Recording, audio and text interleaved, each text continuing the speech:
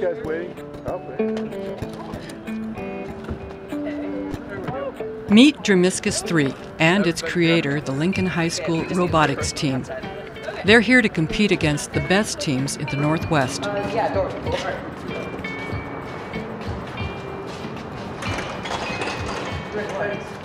We are feeling tired. Nervous and tired. And we complete each other. We got 3 hours of sleep last night, and we don't know whether we're going to win this competition. And we won it last year, so it's like the pressure's on. get the one that's unplugged. Has Dromiscus 3 got what it takes?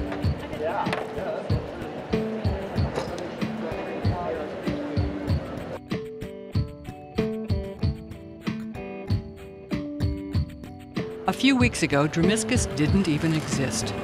It took the efforts of this man and a team of gifted students to bring it to life. Hi, I'm Bart Millar, and I'm the coach of both of our robotics clubs here at Lincoln High School. The robot club started 5 years ago when I had some spare time on my hands, and as we all know, being idle is dangerous, and so I simply hung a sign out in front of my room that said, "Are you interested in robotics? Come by next Tuesday at lunchtime." And a core of about 7 or 8 students came out, and we started to discuss what we could do. Millar and the team soon decided to enter the Marine Advanced Technology Education Competition, or MATE. Their task this year, to build an underwater robot. Those things aren't going to hit a conning tower or something. Also, in case you're wondering, these 1/4 inch wide things here, I'm assuming they're going to be about a 1/4 inch, are a plastic sled. Quinn said you would. We do have an initial design phase. Once we understand what the problem is that year, there can be a lot of pointing and shouting and drawing on whiteboards and that sort of thing. I think that if they were anywhere within like a 45-degree angle of horizontal to that, we would get them with the 3 prongs. But then once we hit a design, then our agreement is that we then move ahead with parts and then build that. Here. Could you bring up the numbered specs? I just can't see the numbers on that. What are we doing for vertical up down? I mean, I think that we're still doing motors, but if we put one in the front, one in the back, we could get a little bit of yaw control going. Yeah, you can definitely do that. A lot of the students on the team are geniuses, but I'm not. I'm sort of the project manager, and I just keep pushing them in the direction that they need to go and have them keep an eye on the calendar.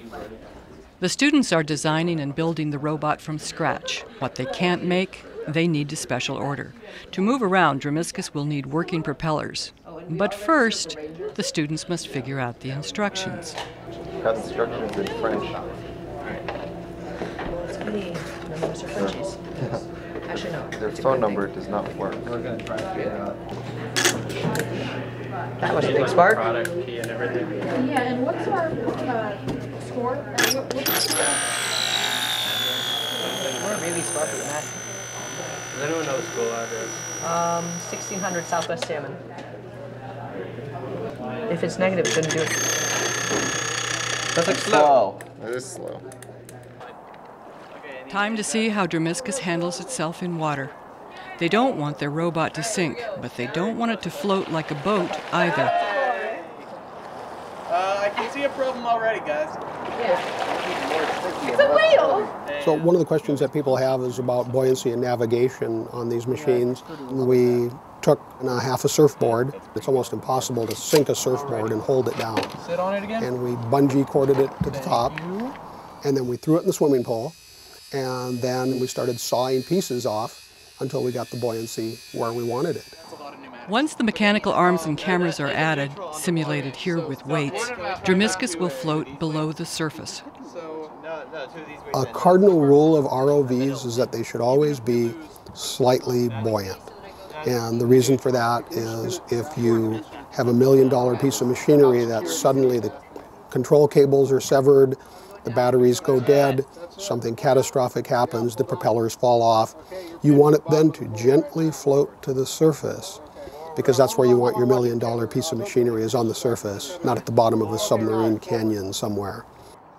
Now comes the hard part, getting Dromiscus to perform an underwater rescue.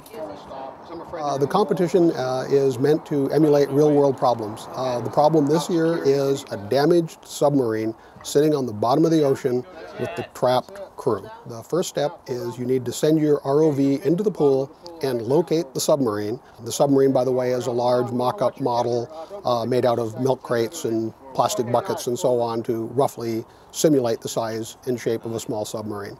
Then you pick up emergency supplies that have been dropped on the floor of the pool next to the submarine.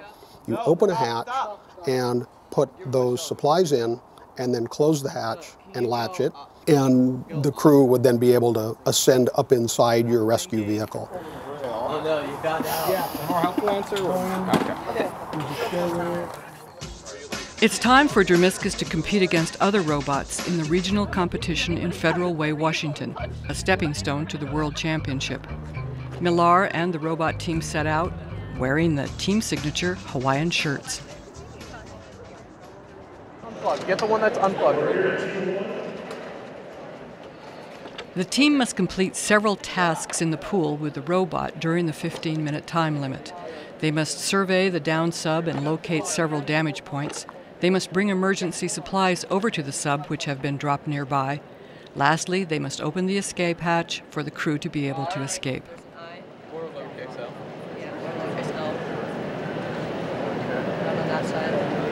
How many have we found? 4.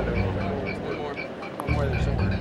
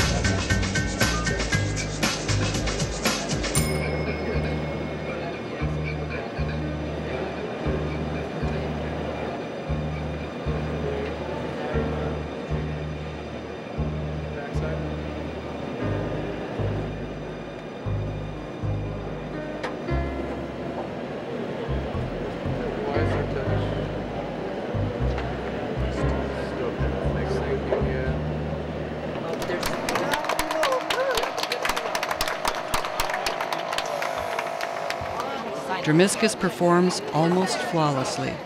You guys open the hand wheel, the hatch. You got 4 out of 5 pods, 1 back into the escape tower. You close the hatch and you turn the wheels. A total of 169 points. So you do the initial right there. All right, thank you. In the end, Dermiscus and the team win 2nd place. They won't be going to the World Championships this year.